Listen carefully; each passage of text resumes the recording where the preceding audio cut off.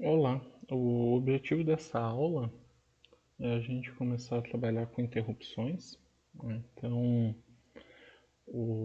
basicamente o que vocês vão ver tem essa aula teórica agora, depois vai ver um vídeo sobre o uso das interrupções, como que eu configuro, esse tipo de coisa, e uma tarefa, como que é o usual e o questionário, né? Então, antes de tudo, né, vocês estão trabalhando ali com diversos exemplos com o acionamento do botão. A gente viu que a gente consegue testar ele de algumas formas. Então, por exemplo, se o botão está no nível lógico, que é o acionamento. Então, por exemplo, se eu pressionar ele, ele vai ficar em nível lógico zero. Então, eu vou e faço a interrogação se ele está no nível lógico zero em determinado momento do código para ver se o botão está pressionado. Ou então, até por mudança do nível lógico. Então eu vou tentar detectar a borda. E nisso daí a gente tem que usar técnicas de pooling, onde o sistema fica preso, aguardando essa variação de estado. Tá? Mas eu posso ter problemas nisso daí. Né? Então, se eu ficar nessa questão do observando por nível lógico, o meu código pode ser grande o suficiente para que eu perca algum acionamento. Então, vamos imaginar que lá no começo do meu loop principal que eu fico vendo se o botão foi pressionado.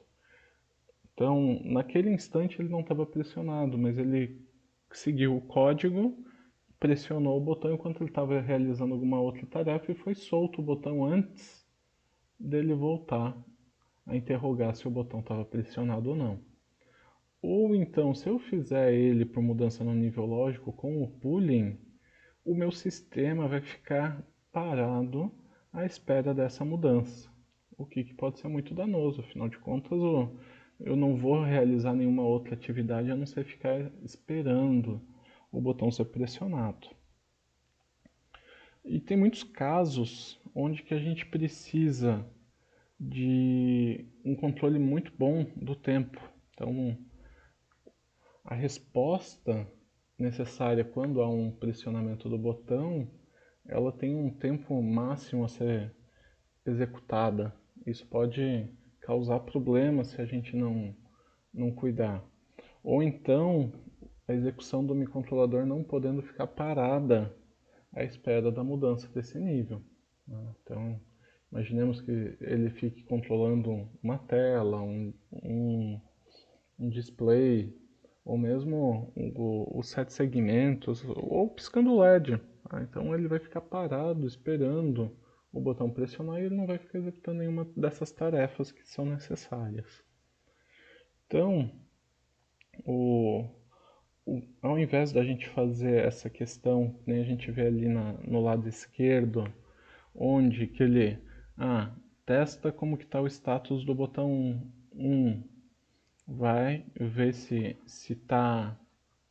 foi pressionado, ele entra, executa e sai. Depois vê o botão 2, executa, entra, executa e sai. Botão 3, se for pressionado, entra, executa e sai, e outras funções. A gente pode usar um conceito de interrupção. O que é isso? Houve essa mudança, houve um disparo desse processo, ele para a execução atual, vai lá, resolve o que eu peço para que ele seja feito durante a interrupção e volta para o loop principal. E isso para cada um desses, por exemplo, aqui 3 botões. Né? Eu posso ter uma interrupção para cada um deles. Né? Então, a definição do que é interrupção, ela vai ser uma mudança automática na execução do software em resposta a um evento em hardware que é assíncrono com o software atual. Esse evento de hardware que provoca a interrupção é normalmente chamado de trigger. Tá? Então, esse trigger ele pode ser um evento externo, como a mudança de um nível em um pino, a chegada de um dado em um módulo de comunicação, a finalização de uma conversão no ADC, entre outras possibilidades. Ou pode ser até um evento interno, uma falha de barramento, alguma coisa na memória, alguma transferência de memória, ou até um timer periódico. Tá? Então, quando há o disparo, haverá uma requisição para que haja essa interrupção através da ativação de uma flag.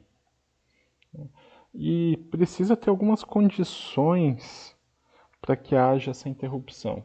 Tá?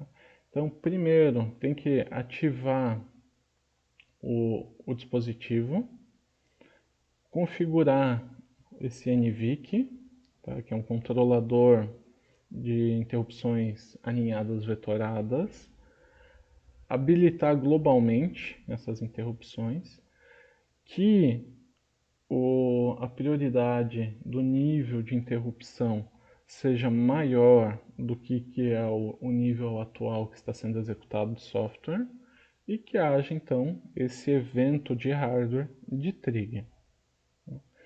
E quando há uma interrupção, há o que a gente chama de mudança de contexto. O que isso significa? Ele vai interromper o processo atual, a função atual, o software atual que ele está executando, armazenar os registradores, executar a interrupção e depois voltar. Então essa mudança de contexto é justamente esse processo de armazenamento dos registradores do estado atual, do software atual de baixo nível, para ele poder executar a interrupção. Então o que acontece? Primeiramente, a instrução atual é finalizada, depois esses 8 registradores são empurrados para a pilha, o registrador LR ele é setado para essa sequência de Fs terminando no 9, o IPSR então é setado para o número da interrupção e o PC é carregado com o endereço da onde que está a função que vai tratar essa interrupção. Tá? E essa função que vai tratar a interrupção é chamada de Interrupt Service Routine, ou ISR. Então ele é basicamente onde que a gente vai descrever o que o microcontrolador vai executar quando houver esse trigger aí do hardware exigindo uma interrupção. Tirando a SysTick, sempre essa função ISR precisa ter explicitamente um comando de limpar a flag que causou a interrupção. Depois da execução da interrupção, ou seja, ele finalizou a interrupção, ele vai executar o POP.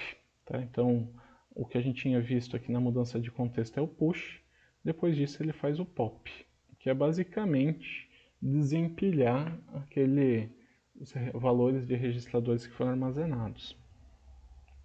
Sobre o controlador, então, dessas interrupções vetoradas, tá? Aninhadas, cada interrupção ou exceção, que é um conceito um pouquinho mais amplo, vai ter um vetor de 32 bits que indicará qual que é a posição de memória onde que se localiza o início dessa ISR. Esses vetores são armazenados na ROM e por eles estarem armazenados na ROM, esse link das funções com as interrupções já é feito na compilação e não na execução do programa. Então esse link ele é feito por esse arquivo startup.s. Então, abrindo aqui o workspace, então eu estou ainda com o workspace antigo, mas vocês vão ver que junto do main sempre vai ter um arquivo startup.c nesse caso. Então a gente tem o tm4 c123gh6pm startup_ccs.c. Então esse vetor ali, onde que a gente vai pegar e definir quais que são as funções que a gente vai habilitar ou vão estar atreladas a cada uma das interrupções, a gente define justamente nessa parte aqui. Vocês vão ver no exemplo que a gente também vai ter que colocar o protótipo, tá? Aqui nesse começo, no 58, e depois a gente vai ter que, dependendo do que a gente for usar, a gente vai pegar e alterar aqui. Então, como a gente vai trabalhar com o botão, a gente vai procurar onde está o GPIO port F, que é justamente aqui na linha 116. A gente vai pegar e substituir esse int default handler pelo nome da função que vai tratar a interrupção para esse portal F. Então, o que eu estava comentando ali são as interrupções de uma forma geral. Agora eu vou comentar rapidamente sobre um tipo de interrupção que nem todo microcontrolador tem, mas o Tiva tem, que é a SysTick. Então ele é uma forma do microcontrolador fazer, é um contador que ele tem periódico. Então a cada X de tempo que a gente programa lá, ele vai parar o que está executando e entrar dentro dessa rotina que a gente vai colocar dentro do SysTick, dessa função que a gente vai atrelar ao SysTick. Então ele vai fazer o tal do periodic pooling, ao invés de ter toda essa parte aqui e depois as outras funções, ele vai estar sempre tratando as outras funções, e quando der esse tempo do SysTick, ele vai ir para esse periodic pooling, e daí lá dentro ele vai executar essas interrogações dos botões. Isso daí é legal porque, por exemplo, tira aquele problema que a gente estava vendo de questionar os níveis, porque meu loop principal para ele rodar ele está levando 1 segundo. Eu posso pegar e programar o SysTick para cada 100 milissegundos ele entrar e ver como estão os botões. E se houver alguma coisa nesse inteirinho, ele vai lá e executa uma rotina atrelada ao botão. Então, no próximo vídeo a gente vai ter uns exemplos de configuração dessas interrupções com os botões e também com o SysTick.